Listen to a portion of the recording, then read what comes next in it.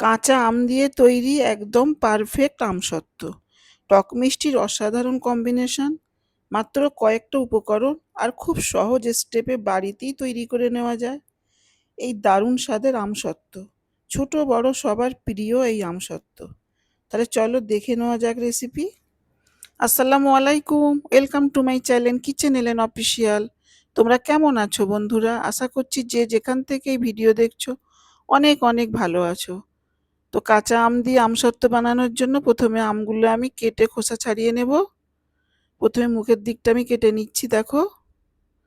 তারপর আমি এইভাবে করে খোসা ছাড়িয়ে নেব। বন্ধুরা, তোমাদের যদি ভালো লেগে যায় প্লিজ লাইক দিয়ে ভিডিওটা কন্টিনিউ করবে। আর আমার চ্যানেলে যে সকল বন্ধুরা নতুন, যদি তোমাদের ভালো লেগে যায় লাইক দিয়ে সাবস্ক্রাইব করে পাশে থেকে যেতে পারো। দেখো আমগুলো আমি সব খোসা ছাড়িয়ে নিয়েছি। তো এবার আমি কেটে নেব। মাঝখান থেকে প্রথমে আমি কেটে নিয়েছি, দেখো এইভাবে করে। যে কুশিগুলো আছে এগুলোকে আমি বার করে দিচ্ছি। তো এটা যেভাবে হোক কাটলেই হবে। দেখো এইভাবে করে যেমন খুশি কেটে নিলেই হবে, কেন আমগুলোকে আমি সেদ্ধ করব তো। এইভাবে করে সব আম কেটে নিয়েছি, দেখো সবগুলো।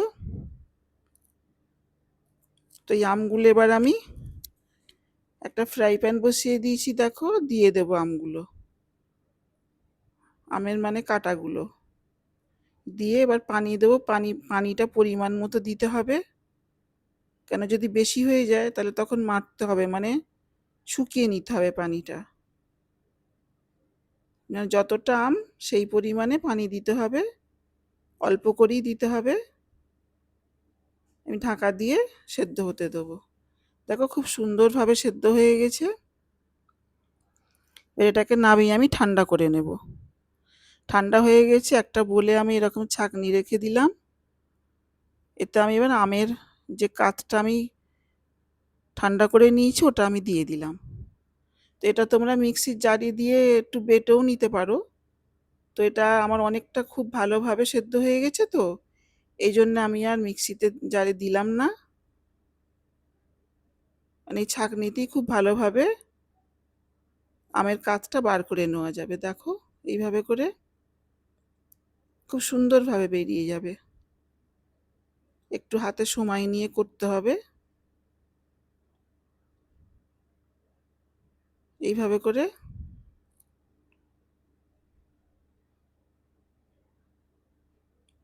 এগুলোকে আমি ফেলে দেব। সব খুব সুন্দরভাবে বেরিয়ে গেছে, দেখো। এবার নিচে যে একটু লেগে আছে ওগুলোকে আমি চামচের দ্বারা নিয়ে নেব। এইভাবে যদি বাড়িতে আমসত্ত্ব বানিয়ে নেওয়া যায় না, তাহলে বাইরে থেকে কিনে খেতে হয় না। আর এই আমসত্ত্ব ছোট বড় সবার প্রিয়, সবাই পছন্দ করে খায়। খুব সহজভাবে বাড়িতে বানিয়ে নেওয়া যায়। তো এই কাঠটা আবার আমি ফ্রাই প্যান বসিয়ে দিয়ে দিলাম। ফ্রাই প্যানে এবার এটাকে আমি খুব ভালোভাবে নেড়ে যেটুকু পানি আছে শুকিয়ে নেব। খুব ভালোভাবে সবসময় নাড়তে থাকতে হবে। দেখো একটু এরকম ঘন মতো হয়ে গেছে। এবার এই পর্যায়ে দিয়ে দেবো চিনি। চিনিটা আমের টক অনুযায়ী দিতে হবে। যেরকম টক হবে সেরকম অনুযায়ী চিনি দেবে। আমি যে আমটা নিয়েছি এটা অল্প একটু টক, সেই অনুযায়ী আমি 1 বাটি চিনি নিয়েছি। তো চিনিটা পুরো দিলাম না, হাফ হাফ করে দিলাম। তো খুব ভালো করে নেড়ে নিচ্ছি, দেখো। এবার চিনিটা দেওয়ার পর কিন্তু অনেকটাই পাতলা হয়ে যাবে, দেখো। এটাকে বেশ অনেকক্ষণ ধরে এরকম নেড়ে নেড়ে শুকিয়ে নিতে হবে। হাত থামালে হবে না, নিচে লেগে যাওয়ার ভয় আছে। দিয়ে দিলাম একটু নুন। এবার দিয়ে দেবো একটু বিট নুন। এই বিট নুনটা দেওয়ার জন্য এই আমসত্ত্বটা খেতে আরো ভালো লাগবে। একটু গোলমরিচের গুঁড়ো দিয়ে দিলাম, একটু চাট মশলা। এই মশলাগুলোর জন্য না বন্ধুরা এই আমসত্ত্বটা মানে স্বাদ অনেক গুণ বেড়ে গেল। এইভাবে করে দিয়ে সবগুলো নেড়ে নেব। দেখো ঠিক এরকম যখন ফুটফুট করে এরকম ফুটবে তখন জানবে হয়ে গেছে। আমি 2 কালারের করব বলে অল্প একটু বাটিতে আমি তুলে নিচ্ছি বলে এটাতে একটু সবুজ কালারের ফুড কালার দিয়ে দিলাম। এটা না দিলেও তোমরা পারো, না দিলেও হবে। তো যেহেতু কাঁচা আম সবুজ কালারের, তো এই জন্য আমি দিলাম, একটু দেখতে ভালো লাগবে। দেখো এরকম করে দিয়ে আমি মিশিয়ে নিলাম। আর এটাতে দিয়ে দেবো আমি একটু লাল কালার। আমরা দোকান থেকে যে আমসত্ত্ব কিনে খাই যে কালারটা হয়, পুরো ওই কালারের হবে। একটা ছোট বাটি নিয়েছি, দেখো এই প্লেট, তেল ব্রাশ করে নিচ্ছি, সর্ষের তেল দিয়েছি আমি। এবার লাল কালারের যেটা বানিয়েছি ওটাকে আমি প্রথমে দিয়ে দেবো এই ছোট প্লেটে। দিয়ে দিচ্ছি দেখো। এবার এই চামচের সাহায্যে পুরো প্লেটটাকে এইভাবে আমি বিছিয়ে দেবো পাতলা করে। এটা একটু পাতলা করছি আমি। পুরো প্লেটটাকে ভরিয়ে দেবো, দেখো এইভাবে করে। একটু হাতে সময় নিয়ে করতে হবে। দেখো সব বিছানো হয়ে গেছে। এটা এক সাইডে রেখে দেবো। বড় একটা প্লেট নিয়েছি, এটা তো আমি তেল ব্রাশ করে নিচ্ছি। এই তেল ব্রাশটা করার জন্য না বন্ধুরা, আমসত্ত্বটা যখন তৈরি হয়ে যাবে তুলতে খুব সুবিধা হবে। সবুজ কালারের আমসত্ত্বটা দিয়ে দিলাম।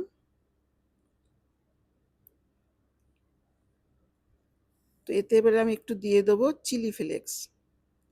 এটা দেওয়ার জন্যে না এই আমসত্ত্বর স্বাদটা আরও বেড়ে যাবে।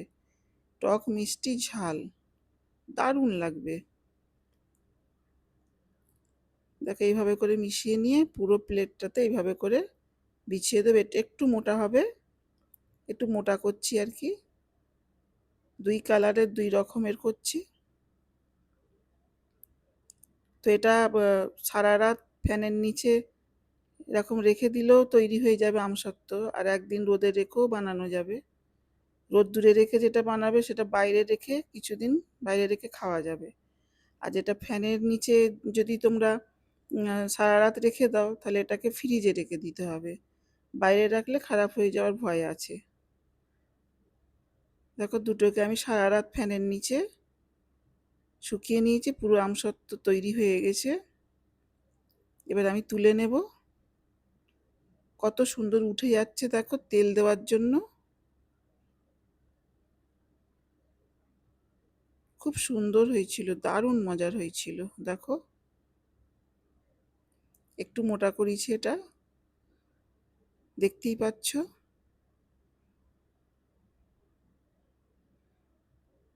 এবার এই লাল কালারেরটা তুলবো, দেখো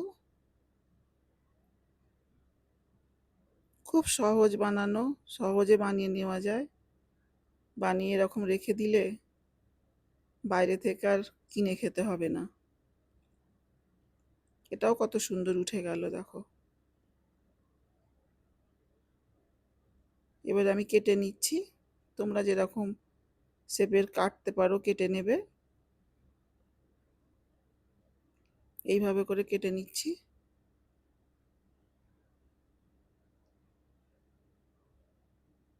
দেখো কত সুন্দর, পুরো দোকানের মতো না?